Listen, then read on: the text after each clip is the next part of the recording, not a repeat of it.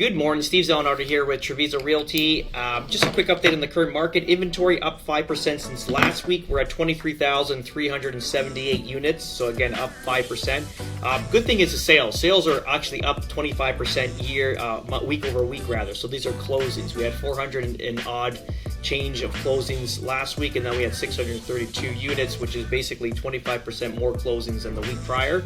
Then we shifted into Estero. We're 5% higher in inventory, 822 units versus the 781 from last week, and then sales have remained the same, 31 to 32. So pretty decent. We're liking the way things are going right now. They're starting to balance. Like I said, we've unloaded some properties that were on the market for 300 days. We're getting a lot of investors coming in from up north, which is great.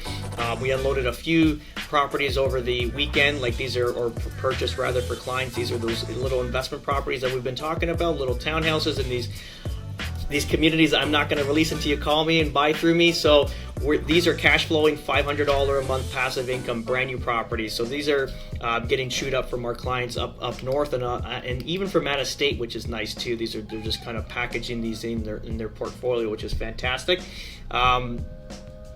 Some other news, and there's some rumors going around. I just saw today, and again, I don't know how real and the validity of the rumor is, but ultimately they're saying that Jerome Powell may step down, may resign earlier than, let's say, May of 2026, because that's his contract is up at that point, his renewal.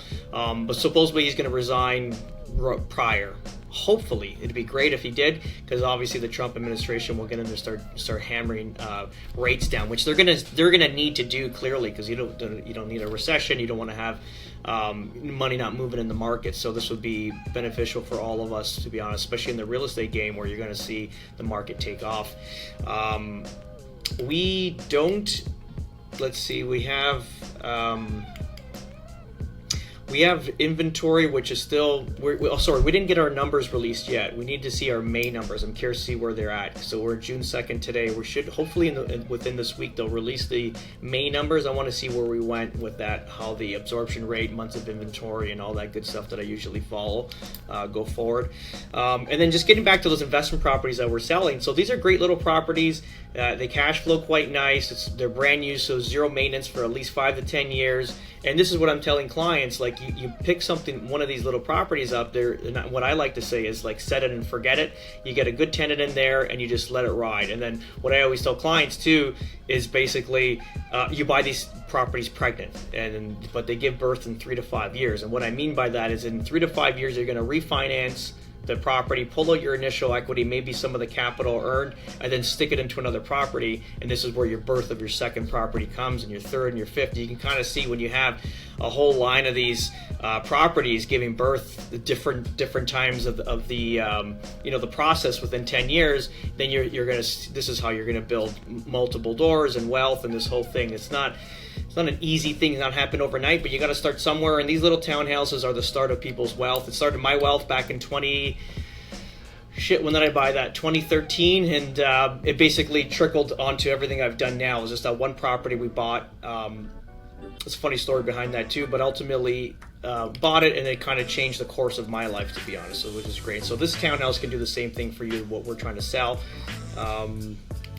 That's pretty much it. A little bit of updates on the expansion from Alico into the 82.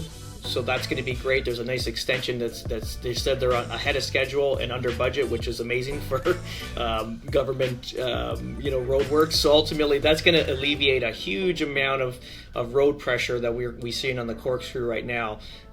So even though it still flows quite nice, because we got a stoplight at Alico now, which is good, because sometimes you'd had people stop, and then ultimately to make a turn, it would back up the traffic. Now at least you have a stoplight, and you also have like a turning lane, so it kind of alleviates traffic. So they're doing their best with that. So that's good news. Even with everyone coming out of Lehigh for work, they can just jump on the 82 and then hit Alico and then go straight out, and it'll divide the traffic between Corkscrew and Alico, which will obviously alleviate a lot of pressure.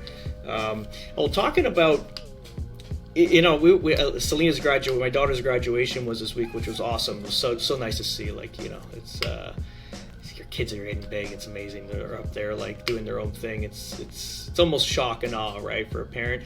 But ultimately, that was her graduation, and while they had their social with their their classes when we had, so we got kicked out of the school at one point. We went down to the Sugar Shack, which is downtown Bonita, and this was a Thursday. You got to remember, most of the snowbirds, maybe 90% of them have left, so there's maybe just a small portion left.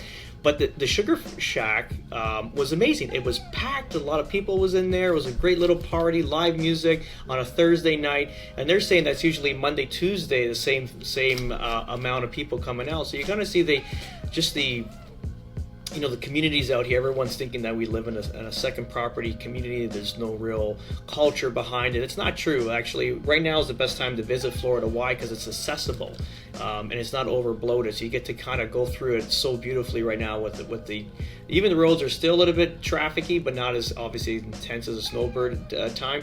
But you can flow through in and out, and it's quite beautiful. Get into restaurants and enjoy a show like that. We just walked in, had a few beers, and we had a live performance. It was like reggae rock, which is quite cool. Good jams. But that's pretty much it for a Monday. So have a great day, guys. If you have any questions, feel free to reach out. Thank you.